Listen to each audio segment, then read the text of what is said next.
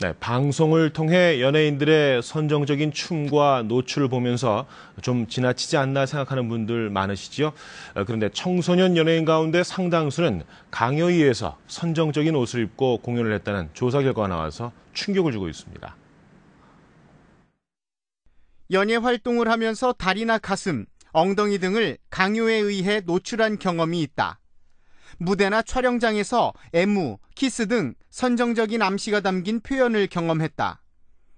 청소년 연예인 가운데 상당수가 무대나 촬영장에서 이 같은 선정적인 퍼포먼스를 경험한 것으로 나타났습니다.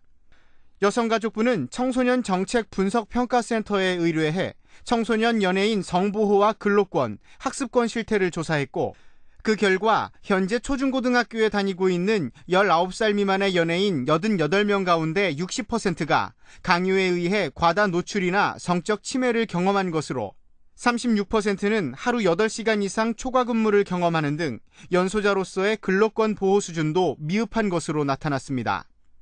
학습권 보장도 제대로 받지 못하고 있는 것으로 드러났습니다. 조사 대상 가운데 40%가 일주일에 반나절 이상 수업에 빠진 경험이 있는 등 학습권 침해가 심각한 것으로 나타난 겁니다.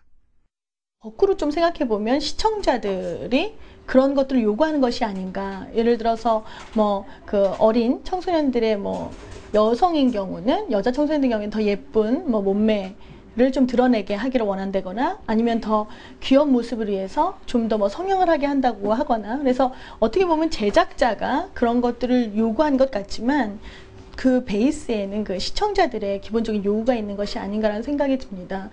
정부는 이번 조사 결과 청소년 연예인들의 성과 근로권, 학습권을 보장할 수 있는 법적 기반이 취약하다는 판단 아래 이를 보완하기 위한 대책을 빠른 시일 안에 마련할 방침입니다. 첫 번째로 이제 성보호 관련해서는 기존의 그 청소년 보호법이나 이런 기존 법들이 출연하는 청소년들에 대한 어떤 보호보다는 시청하거나 혹은 이제 보는 입장에서의 청소년들 중심으로 좀 이루어져 왔습니다. 그래서 그 부분에 대한 보완 작업이 좀 이루어져야 되지 않을까 이렇게 좀 생각이 들고요. 정부는 오는 26일 청소년 정책분석평가센터에서 관련 전문가와 정책 관계자들이 참석한 가운데 청소년 연예인의 성보호와 근로학습권 등을 보장할 수 있는 정책 방안을 논의할 예정입니다. KTV 이충현입니다.